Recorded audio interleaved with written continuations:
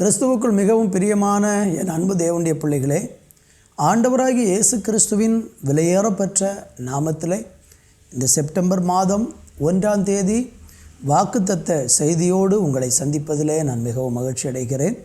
இந்த நாளிலே தேவன் நமக்கு இந்த மாதத்திலே கொடுக்கிற வாக்குத்தத்த வார்த்தையை நம்ம தியானிக்க போகிறோம்.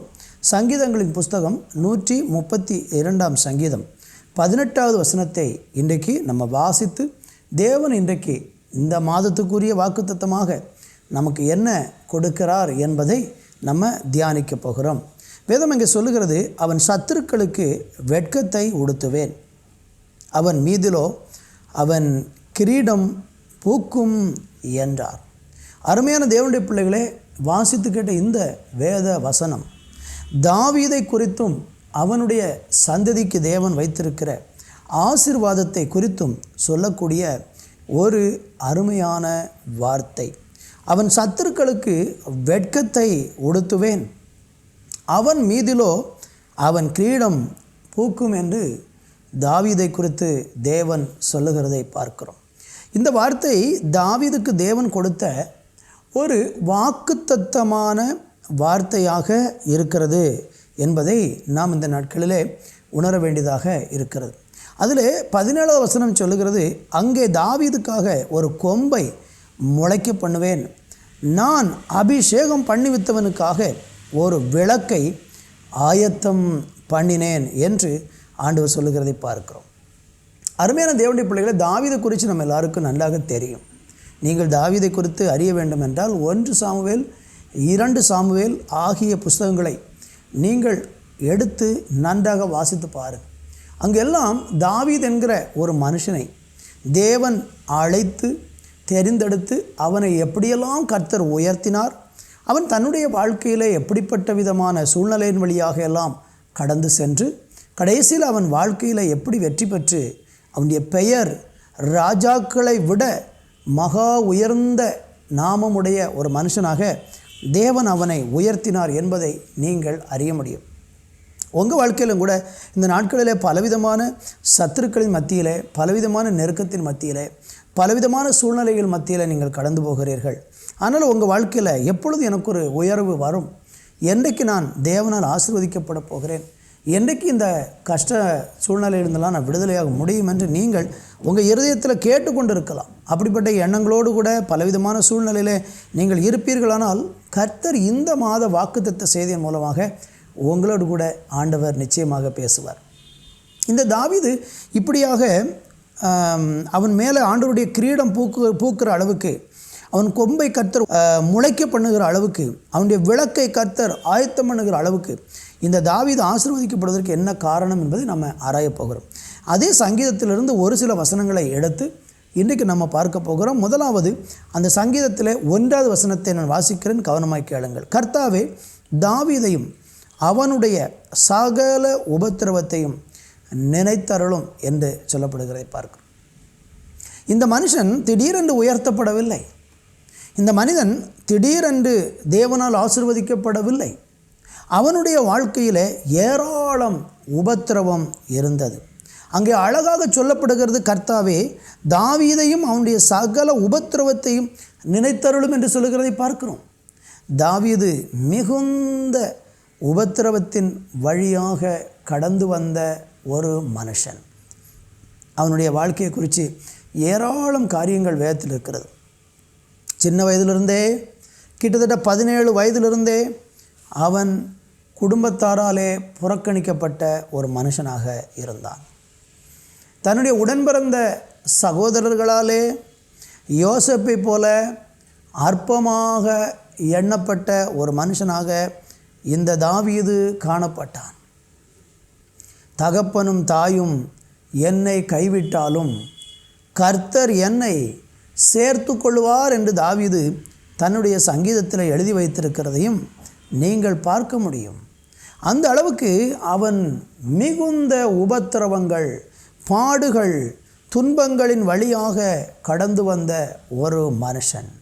அவனை குறித்து சொல்லப்பட்டிருக்கிற தாவீதையும் அவனுடைய சகல உபத்திரவத்தையும் நினைத்தருளும் என்று சொல்லி இங்கே நம்ம வாசிக்கிறோம். என்னை கவனிக்கிற அருமையானவர்களே, உங்கள் வாழ்க்கையில் பலவிதமான மிகுந்த உபத்திரவத்தின் வழியாக நீங்கள் கடந்து செல்லுகிறீர்கள் என்றால் உங்களுடைய உபத்திரவத்தை குறித்து நீங்கள் பாரப்பட வேண்டியதில்லை. தேவனை நோக்கி ஸ்தோத்திரம், நீங்கள் கூப்பிட்டால் கர்த்தர் உங்களுடைய உபத்திரவத்தை உங்களை விட்டு அகற்றி உங்களுக்கு உதவி செய்வார். இங்கே சொல்லப்படுகிறது, தாவீதையும் அவனுடைய சகல உபத்திரவத்தையும் நினைத்தருளும் என்று. நீங்கள் ஆண்டவரிடத்தில் சொல்லுங்கள், ஆண்டவரே என்னுடைய உபத்திரவத்தை நினைத்தருளும், நான் கடந்து போகிற பாதைகளை நீங்கள் நினைத்தருளும், நான் அனுபவிக்கிற துன்பத்தை நீங்கள் நினைத்தருளும். உங்களுக்கு உபத்திரம் வரும்போது, துன்பம் வரும்போது நீங்கள் யாரிடத்துல போய் உங்கள் பிரச்சனைகளை சொல்கிறீங்க? இந்த சங்கீதத்தில் படிக்கும்போது உபத்திரம் வந்த உடனே கர்த்தரை நோக்கி ஒரு மனுஷன் கூப்பிடுகிறதை பார்க்கிறோம். நீங்கள் பாடு வரும்போது, துன்பம் வரும்போது, எல்லாராலும் புறக்கணிக்கப்படும் போது, தள்ளப்படும் போது, ஆறுதல் சொல்வதற்கு யாரும் இல்லாமல் தவிக்கிற நேரத்தில் உங்களுடைய பிரச்சனைகளை நீங்கள் மனிதர்களுக்கு சொல்லாமல் தேவனிடத்தில் சொல்லி பாருங்கள். ஆண்டவரே என்னுடைய உபத்திரவத்தை நீர் நினைத்தருளும் என்று தேவனை நோக்கி கூப்பிட்டு பாருங்கள். நிச்சயமாக நான் சொல்லுகிறேன், ஆண்டவர் உங்களுடைய உபத்திரவத்தை அவர் நினைப்பார். உங்களுடைய உபத்திரவத்தை நினைத்து உங்களுக்கு அவர் பதில் செய்வார். ரெண்டாவது நம்ம படிக்கும் பொழுது அதில் 2வது வசனத்திலிருந்து 5வது வசனத்தை வரையிலும் நம்ம வாசித்து பார்த்தால், தாவீது தேவனுக்கு முன்பாக ஒரு பொருத்தனை பண்ணி ஜெபம் பண்ணுகிறதை பார்க்கிறோம். அந்த பொருத்தனை ஜெபத்தில் தாவீது சொன்ன காரியம் என்ன தெரியுமா? நான் வாசிக்கிறேன், கவனமாய் கேளுங்கள். அவன், நான் கர்த்தருக்கு ஒரு இடத்தையும் யாக்கோபின் வல்லவருக்கு ஒரு வாசஸ்தலத்தையும் காணும் மட்டும் என் வீடாகிய கூடாரத்தில் பிரவேசிப்பதுமில்லை, என் படுக்கையாகிய கட்டிலின் மேல் ஏறுவதுமில்லை, என் கண்களுக்கு நித்திரையும் என் இமைக்கு உறக்கத்தையும் வரவிடுவதும் இல்லை என்று கர்த்தருக்கு ஆணையிட்டு யாக்கோபின் வல்லவருக்கு பொருத்தனை பண்ணினான். என்னை கவனிக்கிற அருமையானவர்களே, இந்த தாவீதனுடைய இருதயத்தில் ஒரு ஏக்கம், உபத்திரவத்தின் வழியாக வந்த மனுஷன்தான். ஆனால் அவனுக்குள்ள ஒரு ஏக்கம் இருந்தது. என்ன ஏக்கம் தெரியுமா? அவனுக்கு ஆண்டவர் நீதியின் கிரீடத்தை அவனுக்கு பூக்க பண்ணும்படியாக அவனுடைய சத்துருக்களுக்கு வெட்கத்தை கர்த்தர் உடுத்துவித்து அவனை மிகவும் கனப்படுத்தி தேவன் உயர்த்துவதற்கான ஒரு காரணம் என்ன என்று நீங்கள் ஆராய்ந்து பார்த்தீங்கன்னா, அவனுக்கு தேவனுடைய ஆலயத்தை கட்டணும் அப்படிங்கிற ஒரு விருப்பம் இருந்தது. அதற்கு அவன் செய்கிற பொருத்தனை என்ன? என் வீடாகிய கூடாரத்தில் பிரவேசிக்க மாட்டேன், என் படுக்கையாக கட்டிலின் மேலும் ஏற மாட்டேன். அப்படின்னா ஒரு ராஜாவாக தாவீது இருக்கும்போது அவனுடைய ஏக்கம் எப்படி இருந்திருக்கிறது?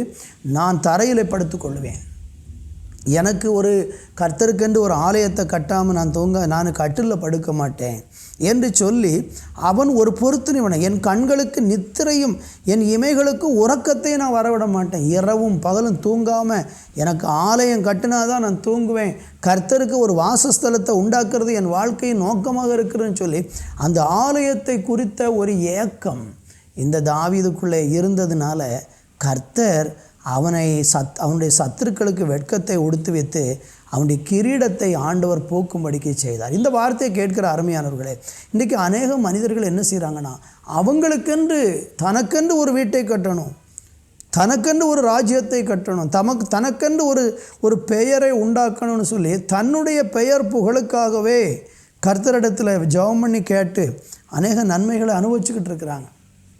உங்கள் வாழ்க்கையில் நீங்கள் இன்றைக்கு ஆண்டவருடைய ராஜ்யத்திற்காக என்ன செய்கிறீங்க? கர்த்தருக்கு ஆலயம் கட்டணும், கர்த்தருக்கு ஊழியம் செய்யணும், ஆண்டவருடைய சுவிசேஷத்தை மற்றவங்களுக்கு அறிவிக்கணும், ஆண்டவருக்காக வேலை செய்யணுங்கிற ஒரு அக்கறையோடும் பாரத்தோடும் நீங்கள் செயல்பட்டு பாருங்கள். அப்படி கர்த்தருடைய காரியத்தில் அக்கறையாயிருக்கிற ஒவ்வொரு மனுஷனுடைய வாழ்க்கையிலையும் ஆண்டவருடைய மேன்மைகளை காணும். இந்த மாதத்தில் ஒரு தீர்மானம் எடுங்க. இவ்வளோ நாள் நான் என்னுடைய காரியத்திலேயே ரொம்ப கவனமாக இருந்தேன், ஆனால் இனி நான் கர்த்தருக்காக எதையாகிலும் ஒன்று செய்யணும்னு ஆசைப்படுகிறேன், தேவனுடைய ராஜ்யம் கட்டுவதற்கு நான் பிரயாசப்படுவேன், தேவனுடைய சபையை கட்டுறதுக்கு, ஊழியத்தை கட்டுறதுக்கு எங்கள் சபையோடு சேர்ந்து நான் செயல்படுவேன்னு சொல்லி ஒரு நல்ல பொருத்தனையோடு தீர்மானத்தோடு நீங்கள் செயல்பட்டு பார்த்தீங்கன்னா ஆண்டவராகிய கர்த்தர் உங்களுடைய தலையில் கிரீடத்தை பூக்கும்படிக்கு ஸ்தோத்திரம், உங்களுடைய சத்துருக்களுக்கு வெட்கத்தை உடுத்தும்படிக்கு தேவன் உங்களையும் கனப்படுத்தி ஆசீர்வதிப்பார். தேவனுக்கு மகிமை. அவன் ஒரு பொருத்தனை பண்ணினான் என்று சொல்லப்பட்டிருக்கிறது. 3-5 வரை படித்து பாருங்கள். அவன் யாக்கோபின் வல்லவருக்கு ஒரு பொருத்தனை பண்ணினான் என்று சொல்லப்படுகிறது. நீங்கள் ஆண்டவரிடத்தில் பொருத்தனை பண்ணியிருக்கீங்களா? அன்னாளருங்கிற பெண்ணை குறித்து நீங்கள் வேதத்தில் படித்தீங்கன்னா 1 சாமுவேலின் புஸ்தகம் 1ஆம் அதிகாரத்தில் நீங்கள் படித்து பாருங்கள். தேவனிடத்தில் போய், ஆண்டவரே, நீர் எனக்கு ஒரு ஆண் பிள்ளையை கொடுத்தால் சவரவகன் கத்தி அவன் தலையின் மேல் படாமல் அவனை நான் கர்த்தரிடத்திலிருந்து வாங்கி கர்த்தருக்காக வளர்ப்பேன் என்று சொல்லி பொருத்தனை பண்ணின அன்னாள், அந்த பொருத்தனை நிறைவேற்றும் விதத்தில் தேவன் அவளுக்கு ஒரு ஆண் குழந்தையை கொடுத்தார். அவரைத்தான் தேவன் உலகத்திலே பெரிய ஒரு தீர்க்கதரிசியாக சாமுவேலாக ஆண்டவர் பயன்படுத்தினார். உங்கள் வாழ்க்கையிலையும் கூட இன்றைக்கி தேவனுக்கு நீங்கள் என்ன செய்ய போகிறீங்க? உங்களுக்காக தேவன் செய்த காரியம் எவ்வளோ பெரிதாக இருக்கிறது. உங்களுடைய பாவங்களுக்காக இயேசு சிலுவையிலே பாடுபட்டு மரித்திருக்கிறார், இரத்தம் சிந்தி இருக்கிறார். நீங்கள் ஸ்தோத்திரம், இயேசு கிறிஸ்துவுடைய இரத்தத்தினால தான் இன்றைக்கி மீட்கப்பட்டிருக்கிறீங்க. இந்த உலகத்துக்கு வந்து வெளிச்சத்தை கொண்டு வந்த தெய்வம் ஆண்டவராக இயேசு கிறிஸ்து. அந்த இயேசு கிறிஸ்துவை விசுவாசிக்கக்கூடிய ஒரு மனுஷன், இயேசு கிறிஸ்துவை நம்பி இருக்கக்கூடிய ஒரு மனுஷன், அவராலே நிச்சயமாக ஆசீர்வதிக்கப்பட முடியும். உங்களுக்காக எவ்வளவு தியாகத்தை இயேசு சிலுவையில் செய்தார். அதற்கு பதிலாக நீங்கள் என்ன செய்ய போகிறீங்க? ஆண்டவருடைய ராஜ்யத்தை இந்த பூமியில் கட்டுவதற்காக நாம் பிரயாசப்படும் போது நிச்சயமாக தேவன் நம்மளை ஆசீர்வதிப்பார். இன்று நீங்கள் அப்போஸ்தலர் நடவடிக்கைகளின் புஸ்தகம் 13ஆம் அதிகாரம் 32வது வசனத்தை வாசித்து பாருங்கள். அங்கே வாசிக்கும்போது தாவீதை குறித்து என்ன சொல்லப்பட்டிருக்கிறது என்றால், ஆண்டவர் தாவீதை தேவனுடைய இருதயத்திற்கு ஏற்றவனாய், என்னுடைய இருதயத்திற்கு ஏற்றவனாய் அவனை நான் கண்டேன் என்று கர்த்தர் சொல்லுகிறதை பார்க்கிறோம். என்னை கவனிக்கிற அருமையானவர்களே, ஒரு மனிதனுடைய வாழ்க்கையை தேவன் உயர்த்துவதற்கு சில அடிப்படை காரணங்கள் இருக்கிறது. சும்மா ஒரு மனுஷன் தேவனால் உயர்த்தப்பட முடியாது. சும்மா ஒரு மனிதன் கர்த்தரிடத்திலிருந்து நன்மையை பெற முடியாது. அவன் தேவனிடத்திலிருந்து நன்மையை பெற வேண்டும் என்றால் தேவனுடைய இருதயத்தில் இடம் பிடிக்கணும்.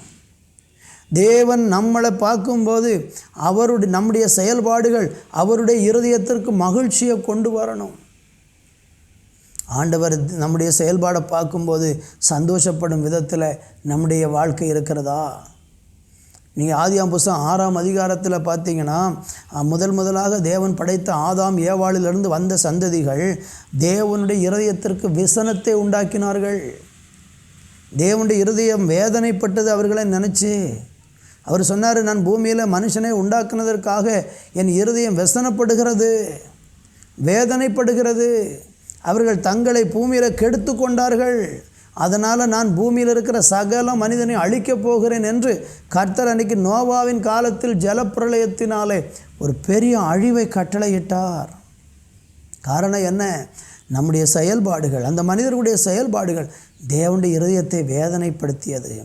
இந்த பூமியில் வாழக்கூடிய நீங்களும் நானும் தேவனுடைய இருதயத்தை வேதனைப்படுத்தினால் ஆசீர்வாதத்திற்கு பதிலாக சாபத்தையும் தேவனுடைய கோபத்தை அனுபவிக்க வேண்டியது இருக்கும். அநேக மனிதர்கள் இன்றைக்கு பாவம் செய்கிறதின் மூலமாக தேவனுடைய இருதயத்தை விசனப்படுத்துகிறார்கள், வேதனைப்படுத்துகிறார்கள். நீங்கள் தேவனுடைய இருதயத்துக்கு சந்தோஷத்தை உண்டாக்கும் விதத்தில் நடந்து கொள்கிறீங்களா? உங்களை குறித்து தேவன் சந்தோஷப்படுகிறாரா என்பதை கொஞ்சம் சிந்தித்து பாருங்கள், யோசித்து பாருங்கள். உங்களுடைய வாழ்க்கை தேவனுடைய இருதயத்திற்கு ஏற்றதாக மாறும் பொழுது தேவன் உங்களை ஆசீர்வதிப்பார். இன்னும் நீங்கள் சங்கீதத்திலே 78ஆம் சங்கீதத்திலே 72வது வசனத்தை நம்ம வாசித்து பார்த்தால், தாவீதனுடைய வாழ்க்கையை குறித்து கர்த்தர் சொல்லக்கூடிய ஒரு வார்த்தை, இவன் அவர்களை தன் இருதயத்தின் உண்மையின்படியே மேய்த்து தன் கைகளின் திறமையினால் அவர்களை நடத்தினான். தாவீதனுடைய இருதயம், தாவீதனுடைய செயல்பாடுகள் தேவனுடைய இருதயத்திற்கு ஏற்றதாக இருப்பதற்கு காரணம் என்ன? அவன் தன்னுடைய இருதயத்தின் உண்மையின்படியே அந்த ஜனங்களை நடத்தினானா. அவன் ராஜாவான போது அவன் கையில் தேவன் கொடுத்த ஜனங்களை இருதயத்தின் உண்மையின்படியே நடத்தினான். நம்ம இருதயத்தில் உண்மையை கர்த்தர் எதிர்பார்க்கிறார். அநேக மனிதர்கள் வெளியில் உண்மை உள்ளவங்க போல காட்டுவாங்க, ஆனால் உள்ளத்துக்குள்ள கசப்பு, உள்ளத்துக்குள்ள வைராக்கியம், உள்ளத்துக்குள்ள கோபம், உள்ளத்துக்குள்ள பகை, இருதயத்தில் பலவிதமான பாவ சிந்தனைகள், இப்படி இன்றைக்கு நிறைய மனிதர்களுடைய வாழ்க்கை கேடான சிந்தனையோடு கூட வாழுகிறதன் மூலம் தேவனால் அவர்களுக்கு ஆசீர்வாதத்தை கொடுக்க முடியலை.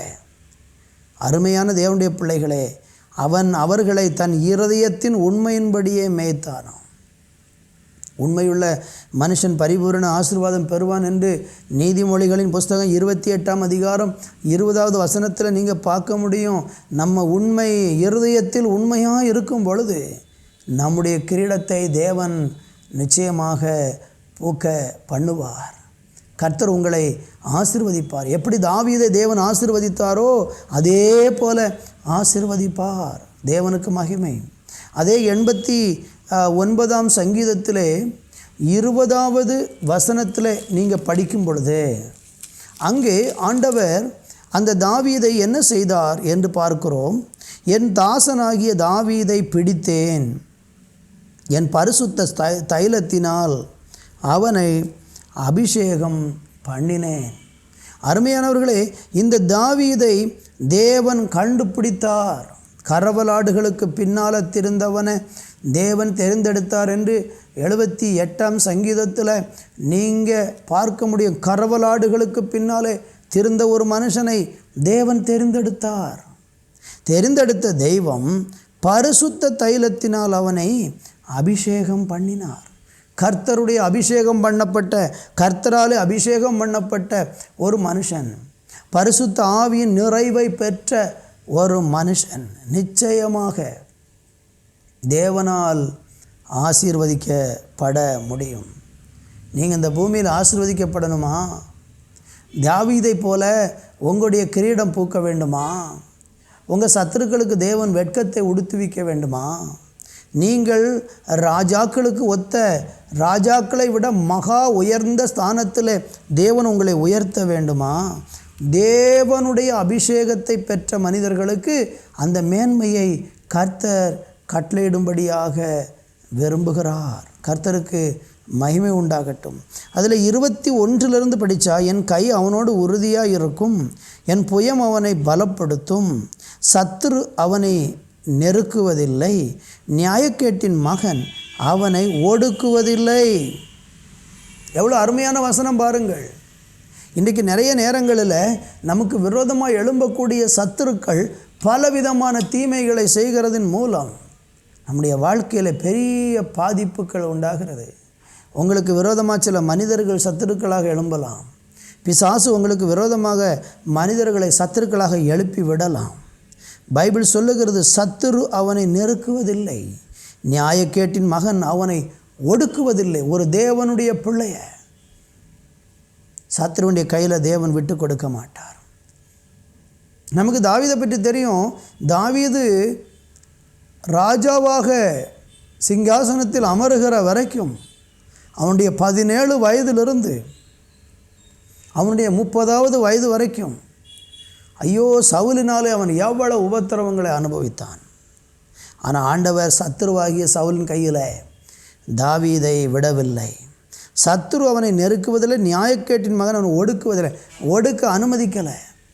யார் அவனை ஒடுக்கி அழிக்க வேண்டும் என்று நினைத்தானோ அவனுடைய ஸ்தானத்தையே தேவன் அவனுக்கு, தாவீதுக்கு கொடுத்து அந்த சிங்காசனத்தில் அவனை அமர வைத்தார்.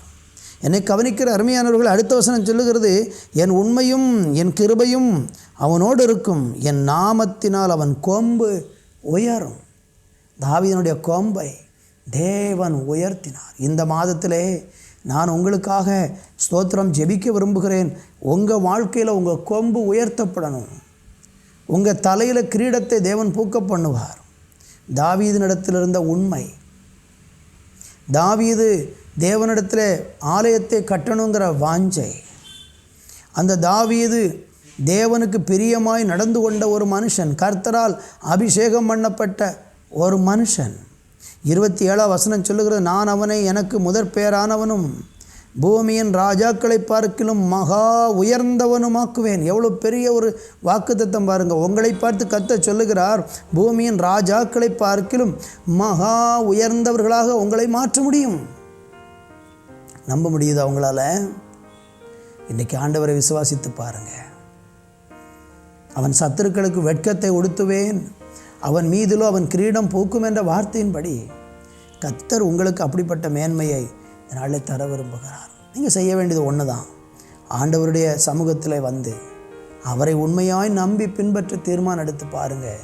கர்த்தர் உங்களை கனப்படுத்தி இந்த மாதத்தில் மேன்மைப்படுத்துவார். ஜெபிக்கலாமா? நல்ல பிதாவே, இந்த செப்டம்பர் மாத வாக்குத்தத்த செய்தியை கேட்டிருக்கிற ஒவ்வொரு பிள்ளைகளை நீங்கள் ஆசீர்வதிங்க. அவங்க வாழ்க்கையை தேவன் வெளிச்சமாய், பிரகாசமாய், நன்மையாய், மேன்மையாய் உயர்த்தி கனப்படுத்துவீராக என்று சொல்லி நாங்கள் ஜெபிக்கிறோம். எல்லாரும் மேலே உங்கள் கிருபை உண்டாகட்டு. இந்த மாதம் முழுவதும் ஒவ்வொரு பிள்ளைகளுடைய குடும்பங்களிலும் கர்த்தருடைய நிறைவான மேன்மைகளையும் நன்மைகளையும் கொடுத்து அவர்களை நீர் ஆசீர்வதிப்பீராக என்று சொல்லி ஜெபிக்கிறோம். இப்படி செய்கிற நல்ல கிருபைக்காய் நன்றி. இயேசுவின் நாமத்தில் பிதாவே, ஆமேன், ஆமேன்.